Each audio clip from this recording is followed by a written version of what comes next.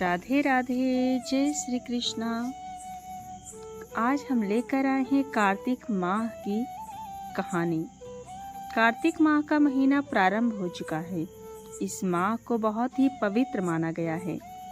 इस माह में ही भगवान विष्णु अपनी योग निद्रा से जाग जाते हैं और तब सभी तरह के मांगलिक कार्य प्रारंभ हो जाते हैं।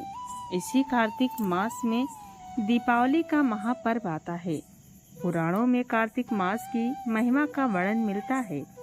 इस माह में दीपदान, स्नान, विष्णु पूजा और तुलसी पूजा के साथ ही पौराणिक कथा सुनने का बहुत ही खास महत्व है। तो आइए आज हम आपको कार्तिक मास की एक अद्भुत कथा सुनाते हैं। एक नगर में एक ब्राह्मण दंपत्ति रहते थे। वे दोनों प्रतिदिन 7 कोस दूर गंगा और यमुना नदी में स्नान करने जाते थे। इतनी दूर आने जाने से ब्राह्मण की पत्नी थक जाती थी। एक दिन उसने अपने पति से कहा कि हमारा एक पुत्र होता तो कितना अच्छा रहता। पुत्र के बहू आती तो हमें घर वापस जाने पर खाना बना हुआ मिलता और बहू घर का काम भी कर देती। अपने पति की बात सुनकर ब्राह्मण ने कहा कि तूने बात तो सही कही है, चल मैं तेरे लिए बहू ला ही देता हूँ। ब्राह्मण ने कहा कि एक पोटली में आटा डालकर कुछ मोहरे रख दी। ब्राह्मण के कहे अनुसार उसने पोटली बांध कर दे दी। पोटली लेकर ब्राह्मण चला गया। ब्राह्मण सफर के दौरान यमुना के किनारे बहुत ही सुंदर लड़कियां दिखाई दी। वे रेत में घर बनाकर खेल रही थी। उनमें से एक लड़की ने कहा कि मैं अपना घर नहीं बिगाड़ूंगी, मुझे तो रहने के लिए ये घर चाहिए। लड़की की बात सुनकर ब्राह्मण मन ही मन सोचने लगा कि बहू बनाने के लिए यह लड़की उचित है। जब वो लड़की जाने लगी तो ब्राह्मण भी उसके पीछे पीछे उसके घर तक चला गया।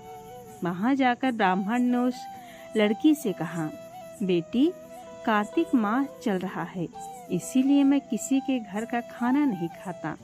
मैं अपने साथ आटा लेकर आया हूँ। तुम अपनी माता से पूछो कि क्या वो मेरे लिए आटा छान कर 4 रोटी बना देंगी। यदि वो मेरा आटा छान कर रोटी बनाएंगी तो ही मैं रोटी खा लूँगा। लड़की ने जाकर अपनी माँ को ये सारी बात बताई। माँ ने कहा, उचित है, जाकर ब्राह्मण देव से कह दो कि वो अपना आटा दे, मैं रोटी बना दूंगी। जब वो आटा छानने लगी तो आटे में से मोहरे निकली। वो सोचने लगी कि जिसके आटे में इतनी मोहरे हैं उसके घर में कितनी मोहरे होंगी।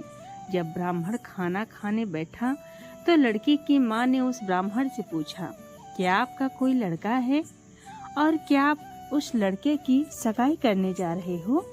ये सुनकर ब्राह्मण ने कहा कि मेरा लड़का तो काशी में पढ़ने गया हुआ है, लेकिन यदि तुम कहो तो कांड कटोरे से विवाह करके तेरी बेटी को अपने साथ ले जाऊं। लड़की की माँ ने कहा, ठीक है ब्राह्मण देव। इस पर लड़की की माँ ने लड़की की खाट कटोरे से शादी करके ब्राह्मण के साथ भेज दिया। ब्राह्मण ने घर आकर कहा, रामू की माँ, दरवाजा खोल के देख, मैं तेरे लिए बहू लेकर आया हूँ। ब्राह्मण की पत्नी भीतर से ही बोली, हमारे तो कोई बेटा बेटी नहीं है, तो बहू कहाँ से आए? दुनिया ताने मारती थी, अब आप भी मारने लगे। ब्राह्मण ने कहा, तू दरवाजा खोल कर तो देख। जब ब्राह्मणी ने दरवाजा खोला तो सामने बहू को खड़ी देखा। उसने बहू का स्वागत किया और आदर सत्कार से अंदर ले गई। अब जब ब्राह्मण अपनी पत्नी के साथ नदी स्नान करने जाता तो पीछे से बहू घर का सारा काम करके और खाना बनाकर रखती थी।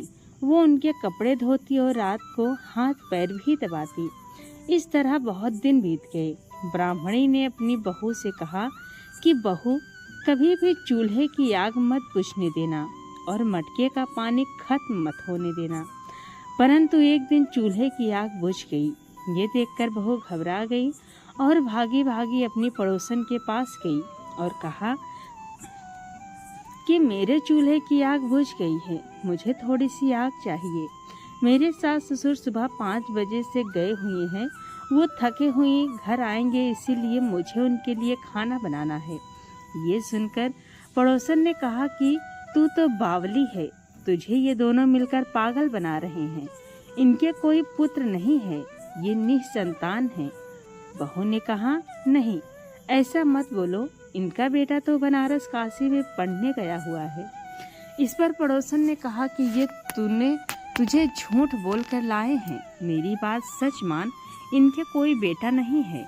अब बहू पड़ोसन की बातों में आ गई और कहने लगी कि अब आप ही बताओ मैं क्या करूं। पड़ोसन ने कहा कि करना क्या है, जब तुम्हारे सास ससुर आए तो जली हुई रोटियां बनाकर देना और बिना नमक की दाल बना देना। खीर की करछी दाल में और दाल की करछी खीर में डाल देना। पड़ोसन ने उसे अच्छे से सिखा पढ़ा दिया। फिर जब उससे सास ससुर घर पर आए तो उसने ना तो उनका आदर सत्कार किया, ना ही उनके कपड़े धोए। और जब उनके सास ससुर को खाना दिया तो सास बोली, बहू आज ये रोटियां जली क्यों हैं और दाल भी अलुनी है। तब बहू ने पलट कर कहा कि एक दिन ऐसा खाना खा लोगे तो कुछ बिगड़ नहीं जाएगा। तुम्हारा सास ससुर को खरी खोटी सुनाकर वो फिर से पड़ोसन के पास गई और बोली कि अब आगे क्या करना है। पड़ोसन ने कहा कि अब तुम सातों कोठों की चाबी मांग लेना।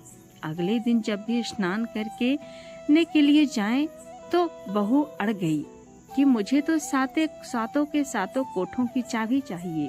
तब ससुर ने कहा कि इसे चाबी दे दो। तब सास ने बहू को चाबी दे दी। सास ससुर के जाने के बाद जब बहू ने दरवाजे खोले तो देखा कि किसी में अन्न भरा है, किसी में धन भरा है और किसी कोठे में बर्तन पड़े हैं। जब उसने सबसे ऊपर का 7वां कोठा खोला तो देखा कि शिव जी, पार्वती जी, गणेश जी और माता लक्ष्मी, पीपल पथवारी, कार्तिक के ठाकुर, राई दामोदर, तुलसी जी का बिड़वा, गंगा यमुना और 33 कोटि देवी देवता विराजमान हैं। वहीं पर एक लड़का चंदन की चौकी पर बैठा माला जप रहा है। ये सब देखकर उसने लड़के से पूछा कि तुम कौन हो। तब लड़का बोला कि मैं तेरा पति हूँ, अभी दरवाजा बंद कर दे, जब मेरे माता पिता आएंगे तब दरवाजा खोलना। ये सब देखकर बहू बहुत खुश हुई और 16 श्रृंगार करके सुंदर वस्त्र पहनकर अपने सास ससुर का इंतजार करने लगी। उसने अपने सास ससुर के लिए अच्छे अच्छे पकवान बनाए। जब उसके सास ससुर घर पर आए तो उसने उनका आदर सत्कार किया और प्रेम पूर्वक खाना खिलाया और हाथ पैर दबाने लगी। पैर दबाते दबाते बहू ने कहा कि माँ, आप इतनी दूर गंगा यमुना स्नान करने के लिए जाती हो तो आप थक जाती हो, इसीलिए आप घर पर ही स्नान क्यों नहीं करती। ये सुनकर सास कहने लगी कि बेटी, गंगा यमुना घर पर तो नहीं बहती हैं। तब उसने कहा, हाँ माँ जी, बहती हैं, चलो मैं आपको दिखाती हूँ। जब बहू ने 7वां कोठा खोलकर दिखाया तो उसमें शिव जी, पार्वती जी, गणेश जी, लक्ष्मी जी, पीपल पथवारी, ठाकुर कार्तिके, राई दामोदर, तुलसी जी का बिड़वा, गंगा यमुना बह रही हैं और 33 कोटि देवी देवता विराजमान हैं। वो चौकी पर बैठा एक लड़का माला जप रहा है। माँ ने उसे देखकर कहा कि बेटा तू कौन है। लड़का बोला, माँ, मैं तेरा बेटा हूँ। तब ब्राह्मणी ने पूछा कि तू कहाँ से आया है। लड़के ने जवाब दिया कि मुझे कार्तिक देव ने भेजा है। माँ ने कहा, बेटा, ये संसार कैसे मानेगा कि तू मेरा बेटा है। माँ ने कुछ विद्वान पंडितों से मदद मांगी। पंडितों ने कहा, इस पार बहू बेटा खड़े हैं और उस पार माँ खड़ी हो जाए। माँ ने चमड़े की अंगियां पहनी हो और छाती में से दूध की धार निकलकर बेटे की दाढ़ी मूछ भीगे और पवन पानी से गठजोड़ा बंधे, तब मानेंगे कि इस माँ का ही बेटा है। उसने ऐसा ही किया। चमड़े की अंगियां फट गई और छाती में से दूध की धार निकलकर बेटे की दाढ़ी मूछ भीग गई। पवन पानी से बहू बेटे का गठजोड़ बंध गया। ये सब देखकर ब्राह्मण और उसकी पत्नी की खुशी का कोई ठिकाना न रहा। तो दोस्तों, ये थी कार्तिक माह की कथा।